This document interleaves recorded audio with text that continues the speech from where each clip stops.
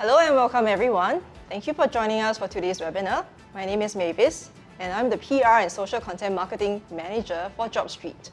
So as part of our virtual career fair in collaboration with Tech in Asia, this is the webinar on Women in Tech. According to the job report released by JobStreet, there was a 55% increase in job ads in the tech industry from Q1 to Q3, showing a rising demand for IT talents in Singapore.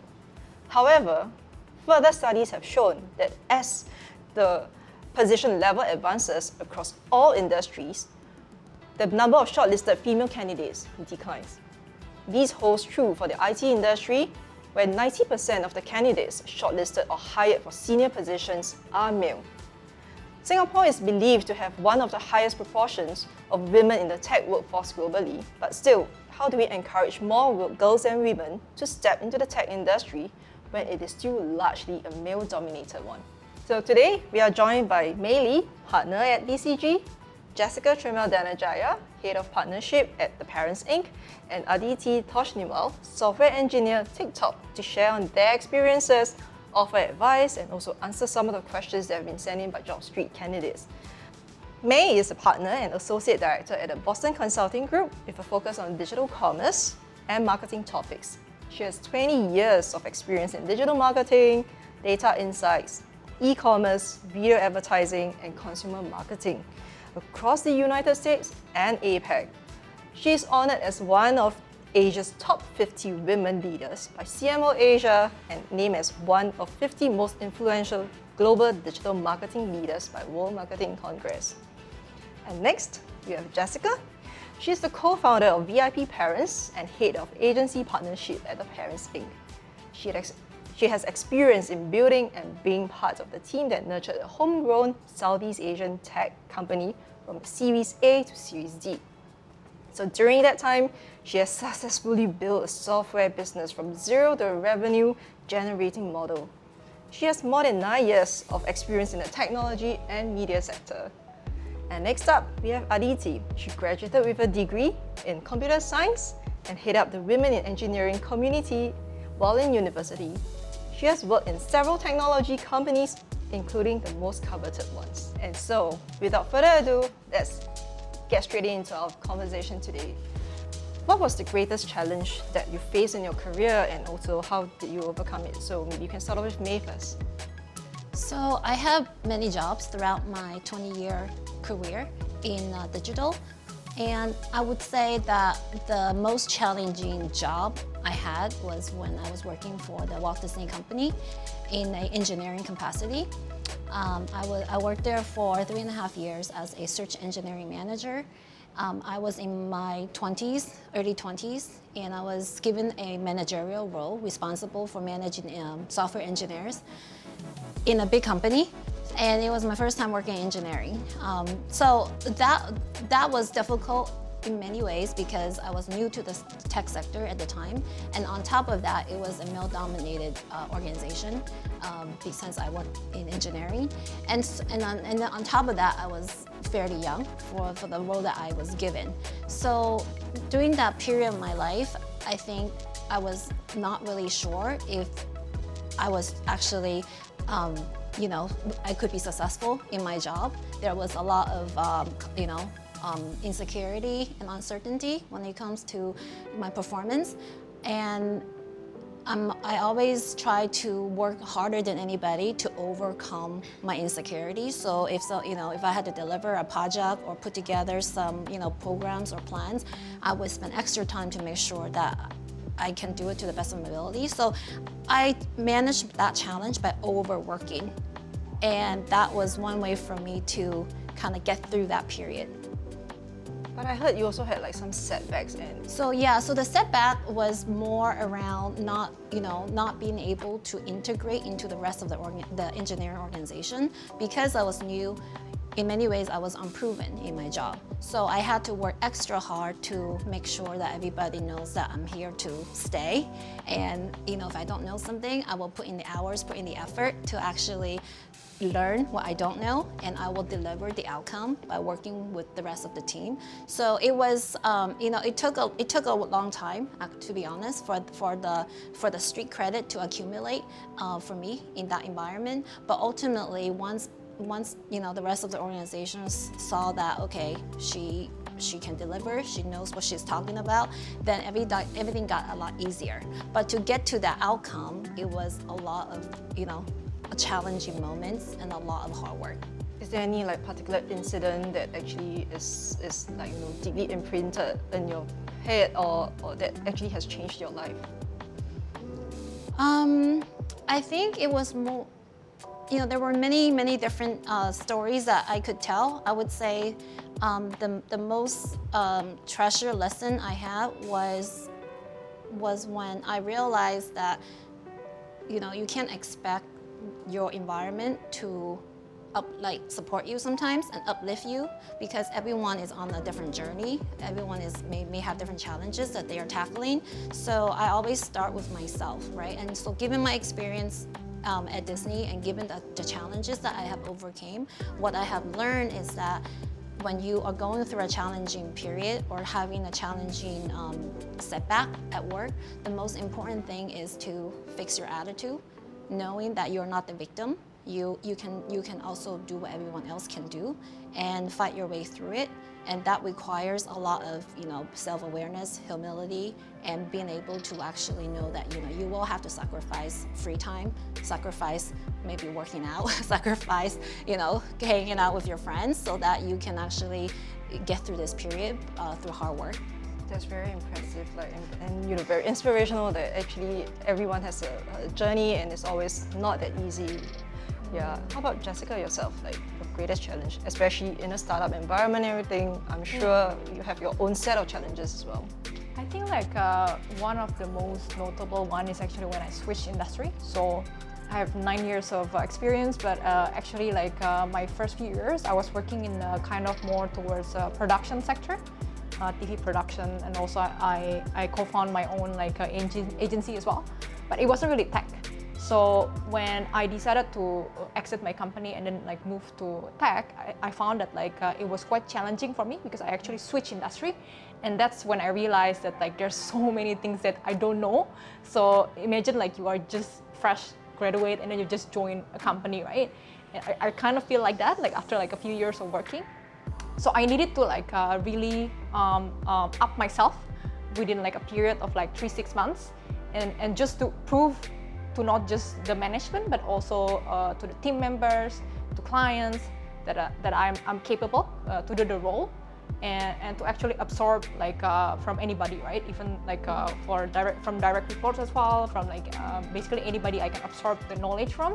I absorb it and I learn it very quickly within that 6 months. So I think similar to May as well, I was spent a lot of times, and I need to sacrifice a lot of my free time as well to actually learn about the industry. And I realized all of these things, it's very easy nowadays that you just read things in Google and everybody just end up to be oh yeah, I know this, I know that. But when you're doing the work, actually it's different, because you have a set of expectations from people around you, from clients, from your boss, and also from your people that report to you as well. So you need to really understand, and I think experience is really important as well. Once you do it once, the second time, the third time you're doing it, it's much easier. So I think that's one of my challenge in working. So when I switch role, and especially to tech as well, when everything is moving so fast, it's a really fast-paced industry. Yeah, I mean it's a huge learning curve, right? Yeah. Then how do you actually calibrate yourself and get up to speed so quickly? What are your tips and how do you do it? I think really submerge yourself. So you just really dive on it. And you'll be I feel at that time I was out of breath as well, because I don't know a lot of the tech have all of this Notion jargon, right? So I don't know about that yet. So I need to learn it very quickly. And so understand what's it mean is really important. So when people clients or your team members ask you about it, you know about it, and just really read a lot and also really do the campaigns. So this is the most important thing, right? So I was doing campaigns before, and I was managing a team as well, and just really doing it, just keep doing it, and go on the meetings where you can learn from people. So because I think when you're on the meeting, that's when you learn from the other people. Doesn't matter where they're from. That's when you listen to people. That's when you know what they've learned so far in the industry. So basically, overcoming your fears and really just Overcoming get your fears. hands-on. Precisely. I think overcoming your fears is number one first, yeah. And then how about you, Aditi? Like, just now Jessica mentioned about learning. So how about for yourself? So I think I'm coming from a very technical background, right? So for us, you need to keep yourself up to date every single day. Every single day there'll be new technology that's coming out. There'll be a new startup that is, giving you some kind of challenge, right? So every day you need to learn that little bit to keep yourself updated. Not just that, right? When you're in the technical world, you need to understand the business ideas. You also need to understand how feasible it is for you to do by technology, right? So you need to kind of be a bridge between the product, the business, and the technical people, and see how fast you can deliver certain things or how efficient you could make them, right? And in today's world, a lot of companies, even TikTok, is growing to a large scale. So you also need to take care about, how you satisfy the needs of the diverse audience globally, right? Everybody has a different kind of perspective. Everybody has a different kind of, what they like, right? So you need to cater to their needs. So all of these things combined, and then also taking care about the people you're working with, is a big challenge. You need to keep them motivated. You need to keep them feel happy about whatever they're doing, right? So all of these things, I think we really face it on day-to-day basis. Right, I mean, talking about people, right? So the tech industry is still a predominantly male industry. Yeah. What are your thoughts then to really on the state of gender inequality in the workplace? Like any ideas on how it can be overcome? Like maybe Jessica, you can share a bit more, because I think your company tries to actually provide an inroad for ladies to make it easier for them to actually step into this sector and also the industry. I'm working in a woman-led tech startup. So 70% of people that work in this company is actually women. And so for me, I don't really feel this male-dominated industry, even though I'm working in tech. So I think my advice for a woman to feel more confident, and if they fear that it might be an issue for them, try to find a company where it's woman-led first. Either the CEO or the co-founder is women. And then second as well, find a company where it's a woman-oriented product as well. So there's a lot out there. You can join fashion e-commerce. You can join Parents Inc., mothers parenting media, where I'm working now. So there's a lot of sectors that's very much woman-oriented. And in those sectors, a lot of people that works there is women. So I think that's one. And then second as well, I think we actually the software that I built, the VIP Parents, is actually a software where we connect mothers, and mothers is also a woman as well, where they can get jobs from brands, right? So they can do a lot of things, from influencer posting, from reviews, attending events, and all the way to a lot of other things as well, a lot of other community-driven projects. And I think a lot of women, especially when they are having kids or when they decided to actually get off from the workforce, it's kind of difficult for them to find out a part-time jobs or find freelancing, especially when they're busy, right?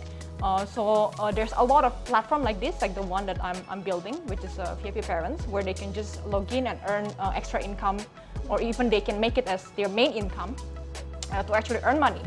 And because it's still kind of like a tech platform, so even though they're not working in tech, they can still see the industry, they can still go to the trainings, they can still meet other people and actually learn and up their skills and improve their overall social capital. So I think that's the two tips that I will give. Right. I mean, then how about for me yourself? Because we know that as the position level advances, it gets harder for women. How about yourself? Like, what do you do, or actually, how did you actually get there? Yeah, so I think in my career, I have faced a lot of discrimination, both, kind of thinking back of my experience working in the US. I faced discrimination as an Asian American. I faced discrimination as a minority. I faced discrimination as a female, a young female in working in tech, right? So for me, what has really helped me mentally is to actually don't think so much that I'm a woman. I'm a woman working in a male-dominated society, right? To me, I see myself more as a male when I'm at work, and I don't really see gender when I step into my workplace. I see skill set, I see experience, I see communication, I see, what rock stars do, and I try to replicate or learn those skill sets, whether it's from a male or from a female, and I try to strengthen myself, right? And so I have never really focused too much on like, I'm a female, so I'm given less opportunities, even though that has been true for me. I have noticed that, I got promoted later. I'm not given the opportunities to do the most exciting projects at work. My male counterparts are given those opportunities. I don't sometimes get invited to those, informal social gatherings, right? Like the boys club. I notice I face all those challenges and setback as a female. And the thing is that I don't let those things bother me. Like, they do bother me, but I don't let them hold me back.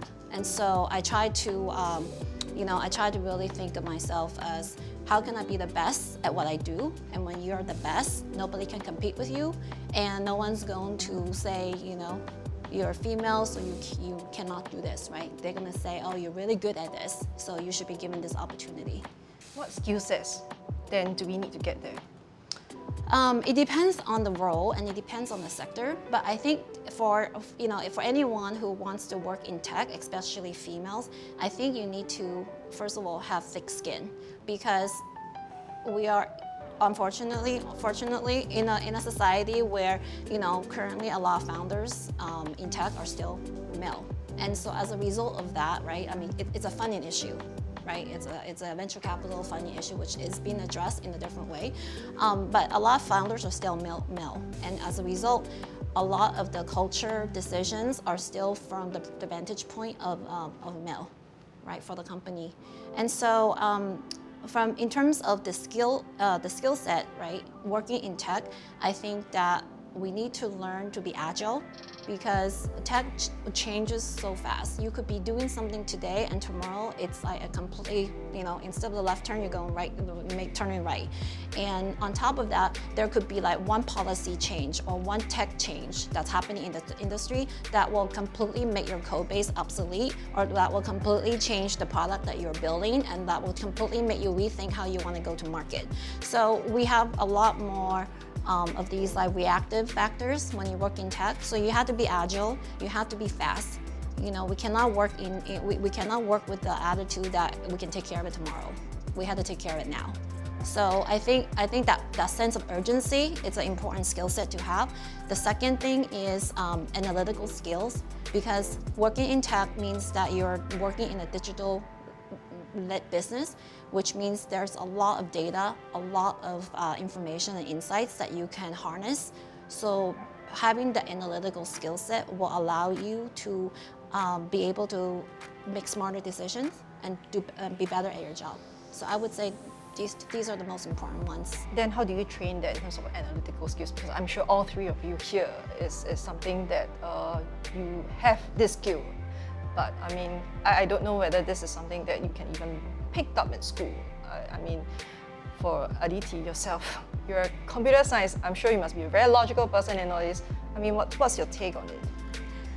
I think it just starts to develop when you're very young. So a lot of times, it'll happen that, okay, that there's some kind of work that needs to be done. Maybe if, you have a brother, your parents would ask him to do certain things, but just get into it. Do not hold yourself back. Just start, just get the exposure to the real world. Just start facing new challenges. Just start solving things. Every little thing that you do any puzzle that you solve, anything, at home or anywhere, you have a certain set of resources. You need to build something out of it. So how beautifully you do that is a skill that will take you long, that will help you even structure your thoughts while you're working, right? So even later, when you have lesser resources about, say, technology, about people, about anything, right? You know how to put them in the right order and to get the most out of it. Like for yourself, you've worked in the unicorn companies, and how does it feel like to be in a place, in companies like that? How has it been like for you? So I would say it's really cool. You're the unique one standing out there. So if you're really delivering, if you're really good at your work, you will stand out. You just need to be confident about yourself. You just need to be, you need to know your work. You need to be excellent in doing what you're doing, right? And I think if you are doing that, then, sky's the limit for you. Because times have changed with the pandemic on us and everything. How has it actually changed the industry or like the work environment for all of you here? Usually what we used to do is, huddle together, get in a small room, draw things out on the meeting board, on the board, and just figure out the right solution. But we don't get to do that anymore. So I think what has changed is you learn a lot from your environment, right?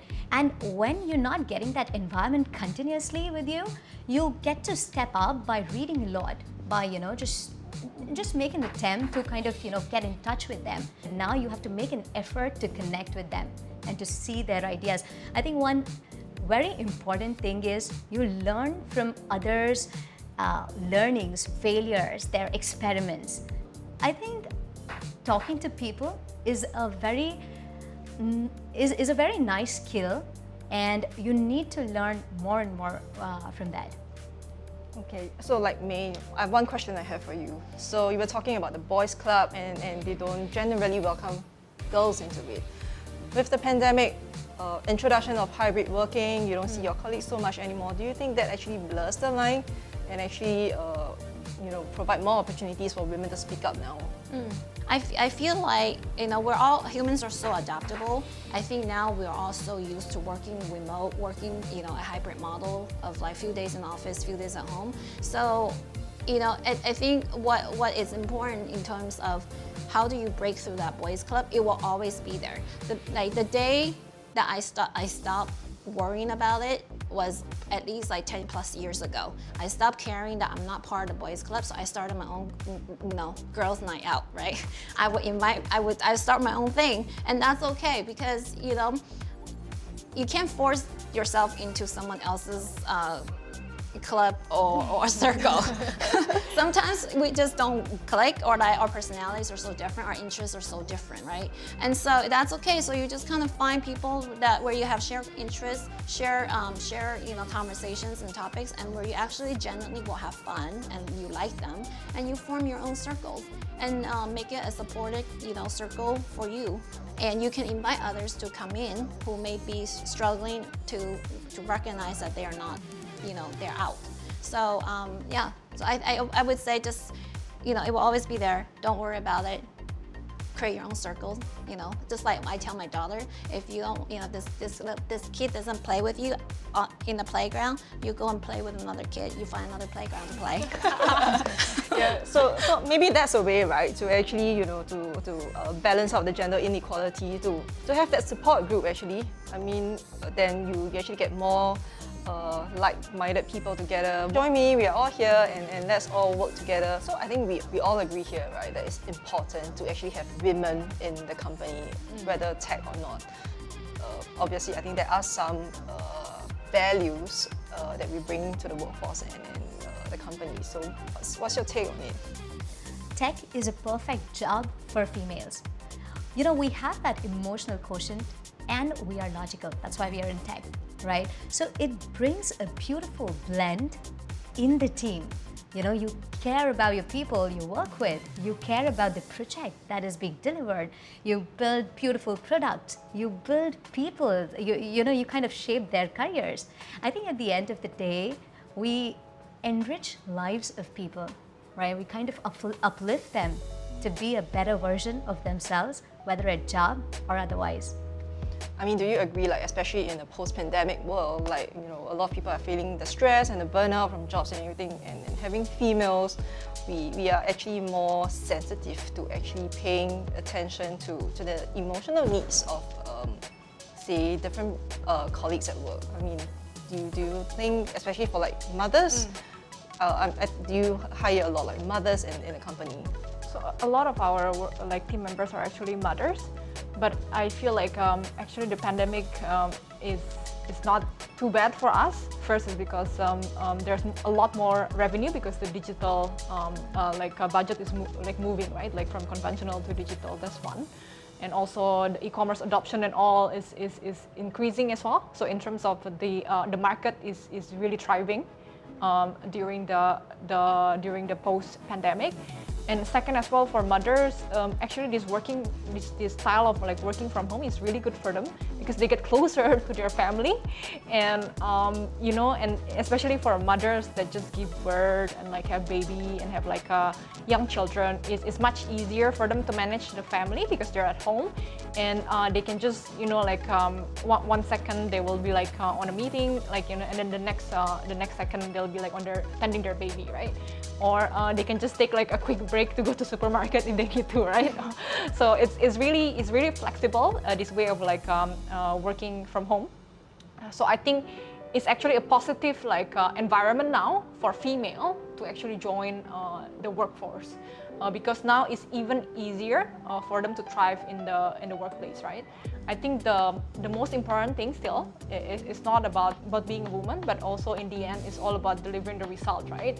So if you have the result, if you have the credibility, and if the team members knows you and they respect you, and you will thrive anyway. So always try to deliver the result, to deliver your performance, and everything else will just fall in line. That's what I think. Is it like still important to have that paper qualification to actually even bring you to the company that you want to or the role? Because I mean, like sometimes hirers, they will look at like, oh, you're like 80% fit.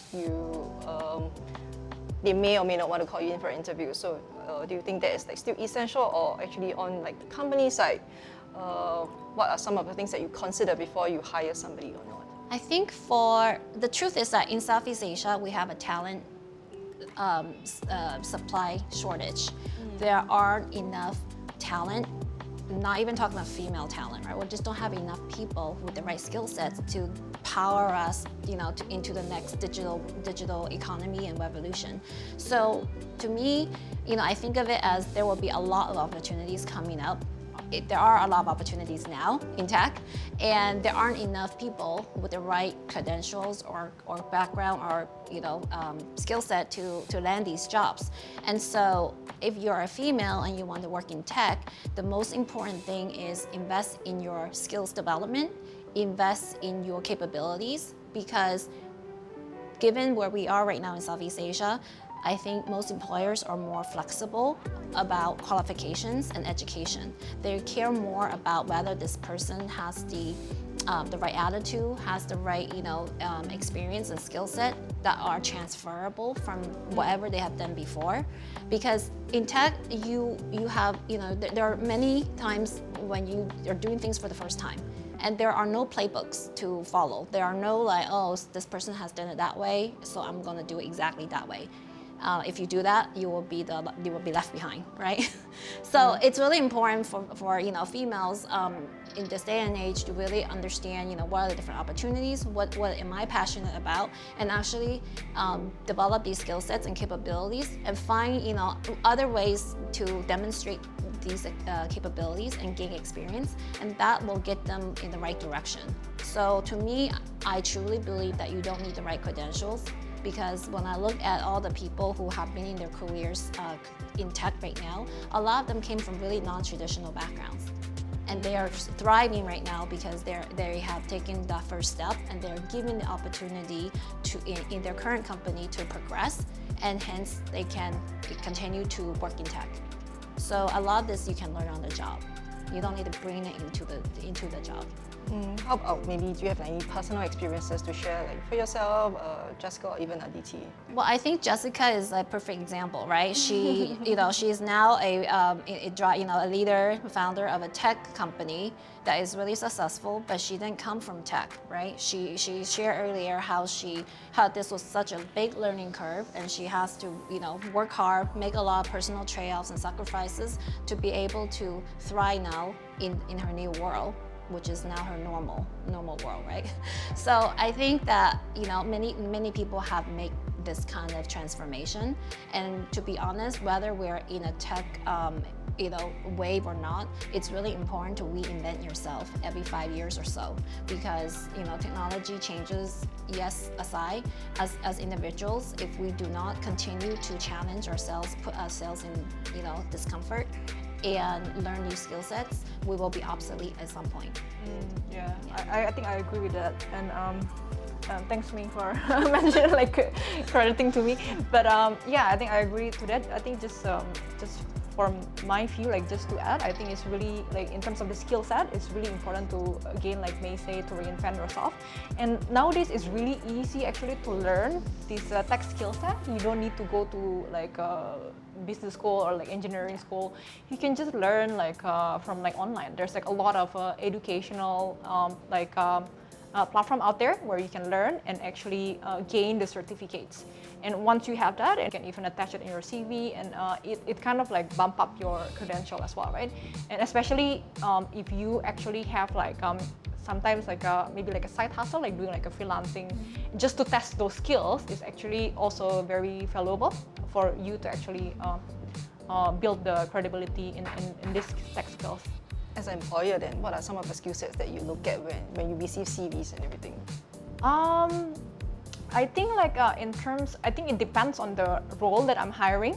So we're hiring different kind of roles. So it really depends whether, like May mentioned as well, whether the skills is transferable or not. That's one. And second as well, I usually always meet the people. Obviously, you need to go to interview and to find out whether the person is agile enough to work in tech, because it's very fast-paced. And also attitude is very important as well, whether they have the attitude of persistent, because I think persistent is really important nowadays, because people tend to switch job very easily, and they tend to give up in this generation as well. So it's really important to find somebody who is actually persistent and want to learn, and in the mindset of growth. I think growth is the most important thing in tech, because tech is always the growth, especially on tech startup, you need to grow like a hockey stick.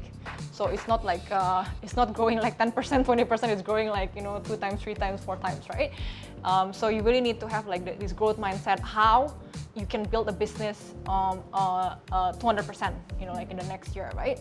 And the way to do it, it's also it's not based on your skills actually, but it depends on your what's your strategy and how creative is your thinking to actually build the growth as well. So I think skills is just some part of it. Yeah, I think the one theme that actually is recurring, and from what all three of you have mentioned, is being agile, right? Yeah. Because tech moves so fast, is the ability to keep having the mindset that you have to pivot whenever something changes.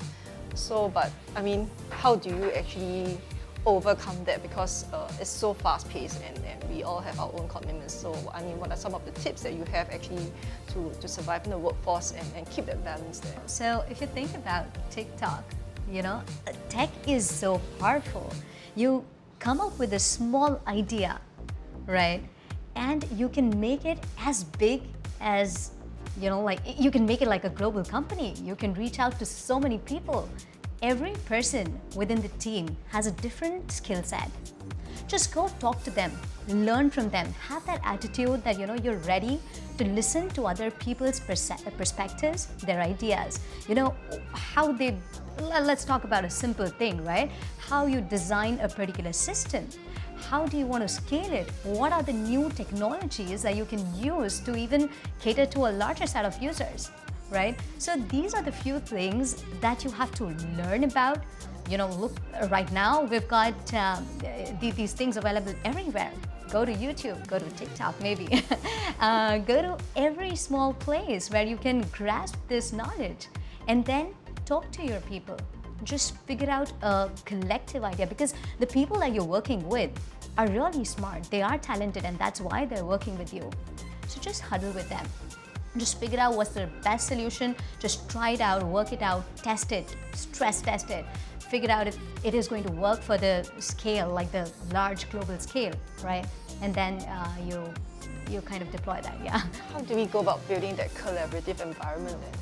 I think one thing in tech that is especially important to point out, especially for females, because especially in Asia, because we tend to be more polite and reserved, right? It's don't ask for permission and don't wait for someone to tell you what to do, because in tech, everyone is testing different ways to get to the best outcome, and there might be different multiple teams working on the same problem but taking different solutions, making different approaches, right? So I think the most important thing is if you have an idea and you think you have the the right solution to solve the problem, just go do it. Find people who are supporters or who have the same mission, who want to join you on the same mission, and just go and see what happens. I think the great thing about working in tech is that it can be really forgiving, unless you spend like a year preparing for a product launch and then the product didn't even go well on launch day. That's a different issue. But in general, I find that working in tech is quite forgiving in the sense that it allows you a lot of ways to fail. And the best tip I have received is fail fast and learn and fail fast, because then you can reiterate and you can get to a better product or a better solution or a better outcome. So what is the most exciting part of being in the tech industry, or of your job and everything? What is it that you wake up in the morning and look forward to? I think I can answer it from my view. I think the most interesting thing of working in tech is actually you are impacting a lot of users, because you are building a platform where there's thousands, even sometimes millions in the case of Aditi, to actually that use your product and services. And even the tiniest thing that you do, all these thousands and millions of people will be affected. So working in tech is also brings you very large responsibility as well, to actually build a platform where the user, not just a platform that they want, but also the platform that they need.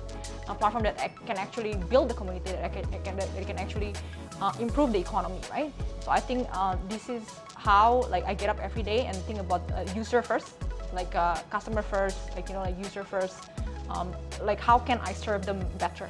And I think when you work with this kind of higher purpose kind of mentality, your work becomes rewarding by itself. How about me? Yeah, I totally agree with what Jessica said. I think when you work in tech, usually tech companies of all sizes, they are on a mission to solve a problem or solve a need. And so there is a higher purpose, there is a mission, and if you believe in that mission, then it makes your work more rewarding, and you don't even feel that you're working at all. And so I think for me, the most exciting part of working in tech, so right now in my capacity in management consulting, I work with clients who have in doing a lot of digital type of work, right? So the most exciting part is really solving complex problems that have never been solved before. And because of that uncharted territory, for everybody involved, it's really intellectually stimulating. It makes you really think about, what's the shortest path to solving that problem, what's the right thing to do, and also, what does it mean in the future, right? So I think for me, it's the intellectual rigor that I enjoy the most working in tech. I think in management consulting, especially right at your Yes. level, the percentage of women is much lesser compared to other tech companies. So I mean, what do you think some of the things that can be done to actually encourage and motivate more women to be part of your ecosystem? Yeah, so I think all companies recognize that women bring unique advantages and strengths to the workplace, and I'm part of recruitment initiatives at BCG to help recruit more women into our firm. And the way that we do that is by offering even a lot more support, even all the way to mentorship, even before you get hired into the company. right? And this is to really help females feel more confident and assured that they have made the right career decision. And it's not about just landing the job. It's about how can we ensure that the female candidates feel that they will have a successful career for many years to come, right? It's not about just getting the job, getting the great offer, but it's really making sure that they feel confident that the company will take care of them and will be supported in terms of their growth after they join the company. Because we don't want a situation, I think a lot of companies basically do a great job promoting female hiring, but then once you you start your job and you go join the company, you realize that the reality sets in. You don't have a whole lot of support, and so I think we need to address this on across the entire journey. Would you agree we actually have improved, let's say, maybe from 10 years ago? What do you think? I think we've improved. I think you'd be the best one to answer that. You've had a long decades, right? Yes, I've been doing. I started my career before Facebook started, so that's how long I'm like a dinosaur that has found its way back to planet Earth. So I think yes, for sure. The answer is for sure. I think there are many companies and a lot of inspirational leaders who have kind of both males and females who have actually prioritized females in science, in technology, in technical roles, or in non-technical roles but working for a tech company, and also female-founded businesses, right? So I feel like across all fronts we have made huge progress in the last 10 years, but that there is still a lot more to do. I think what's holding some of the progress right now is the fact that with the pandemic, women have a lot more responsibilities, especially the ones with kids and or elderly parents to take care of, right? And so this generation of workforce eventually will deal with aging parents and also child care, etc. And I think we're in a new normal, and we have to make sure that we do more to support the women across all of their life stages, not just getting the job or beginning to make career. So we definitely have come a long way, but I mean, in terms of companies right now, what more can we do to actually support women? And funny thing, in our company, actually, we have this culture called messed up card. So this is where you can actually make mistakes. You're allowed to make mistakes because they know that failure only lead to success, right? You cannot just be success all the time. You need to fail to understand what's going on, what's wrong. So it's really important to encourage team members and employees to actually to be courageous and to actually go through beyond the comfort level, so they can do more, they can achieve more growth and to actually experiment as well. So it's I think it's really important for a company to acknowledge there and then give it to the employees and team members. This messed up culture, card, right? The messed up card. I think just one last question here before we go to Q&A is that do you have, all three of you, do you have any advice for candidates and women to actually, coming back to the workforce and even to join the tech industry? I think one thing that has really worked for me is, just surround yourself with really smart, talented, and highly motivated individuals, right? And these will be the people who kind of, champion you, who kind of support you always. They'll vouch for you. They'll help you make mistakes. And as Jessica was mentioning, that when you fail, that is the time you come out of your comfort zone. And that is why you're failing. Once you do that, you learn from that and you grow to become a better individual. So just be surrounded with people who are ready to accept you the way you are and are ready to make you grow to become a better self. And the ones who give you opportunity to help lift up others. The most important thing is be yourself, because everyone else is taken, right? That's my best advice. If you are yourself and you be honest about what you know, what you don't know, and be honest about what you are curious to learn. Show ambition, show hunger, and show passion.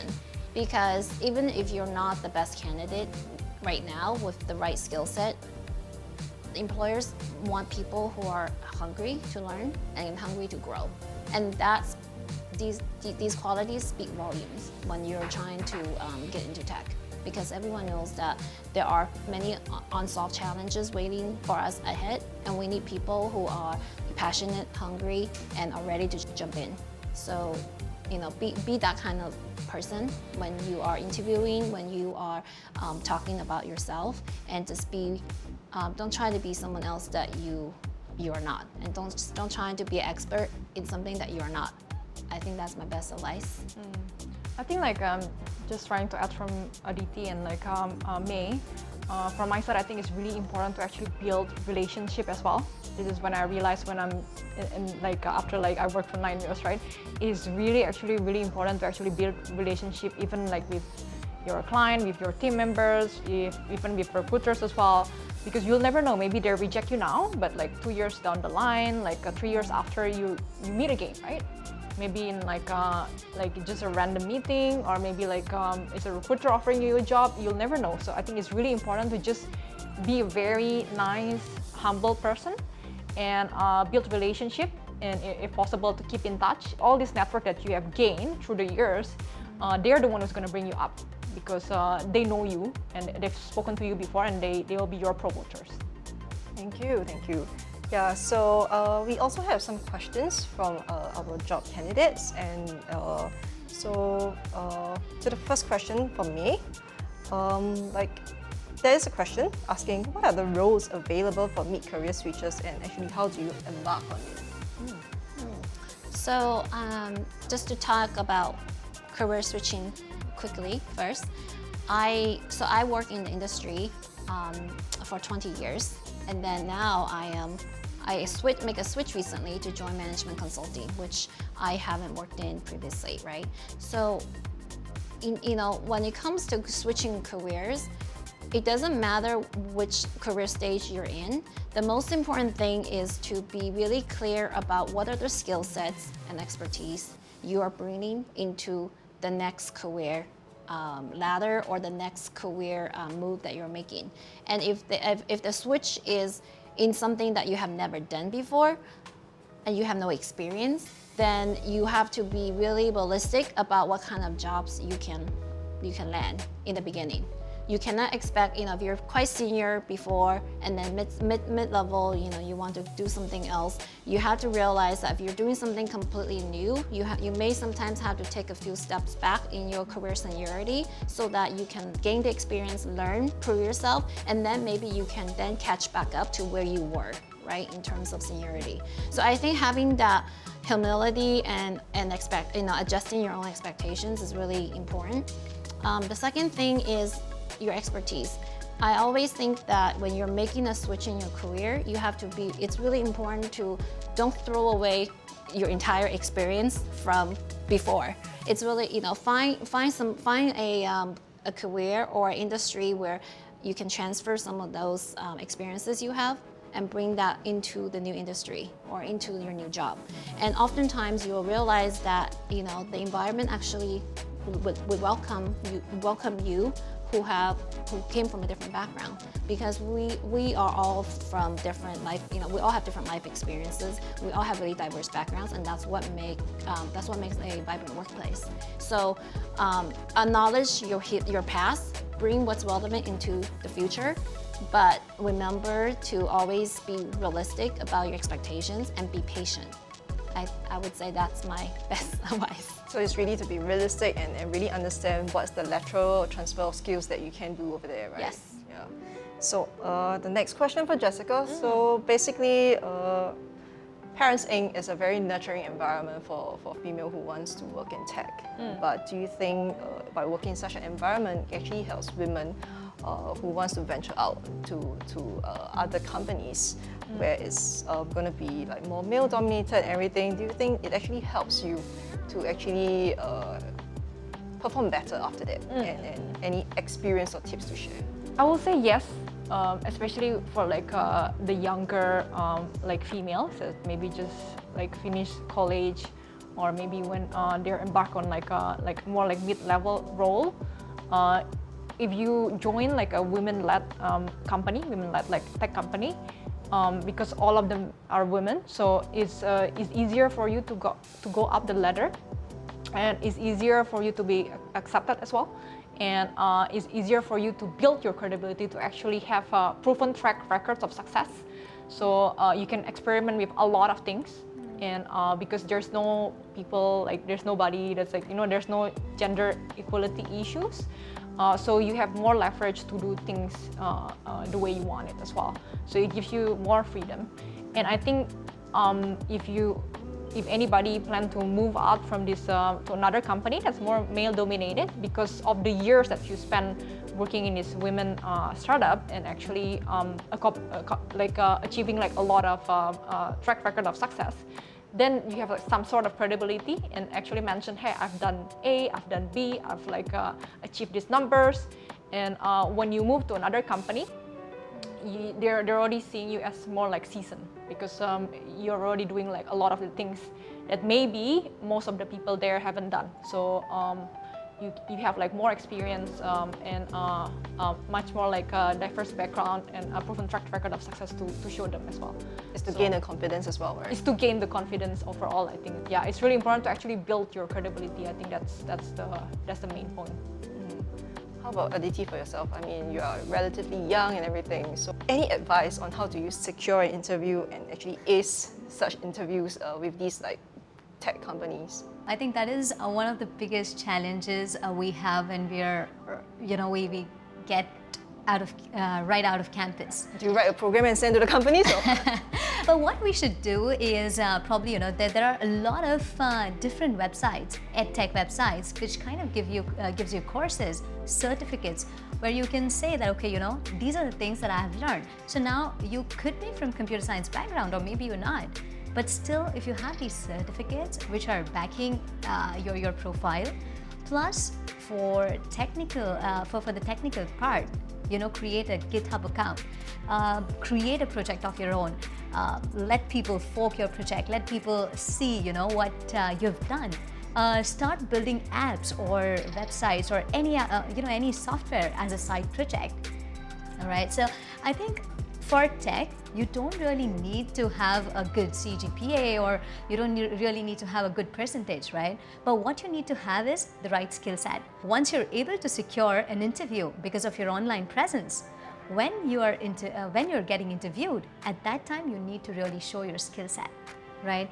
That is the time, whatever you've written in your resume, you need to really show that yes, you know about it and you're ready to take on the challenges, or have the right attitude that yes, I'm determined to be better, whether I'm from a computer science background or not. I am determined to be better, right? So just show that attitude and just learn things, just put them in your CV. So pretty likely that you'll be picked for an interview. So really is to demonstrate your skill sets through your own portfolio, basically. Yes, but at the start, because you do not have any experience, the most important thing is to make yourself a brand, right? Just go out, just talk to people who are in this domain, talk to people who are learning, who are trying to get into this. What is it that they are doing, right? Just start creating these blog posts so you're more visible to these recruiters, right? So these are the small things you could do to just get yourself visible and to just put it in your CV so it just gets shortlisted. Yep, thank you. Thank you to all three of you, May, Jessica, and Aditi, really for joining us today to answer all these questions. It's really a pleasure to have you guys with us. So thanks for having us. Yeah, thank you. That's very insightful. I think a lot of tips and I think very inspirational and motivational for a lot of women as well to actually help them in their job seeking journey. Yep. So we have reached the end of the webinar, but our virtual career fair in collaboration with Tech in Asia will continue to run until 11th March. It features over 100 companies looking for top tech talents, so put your best foot forward and send in your applications and speak to the companies that you are interested in. So thank you for your attention and we see you soon. Bye. Goodbye. Bye-bye.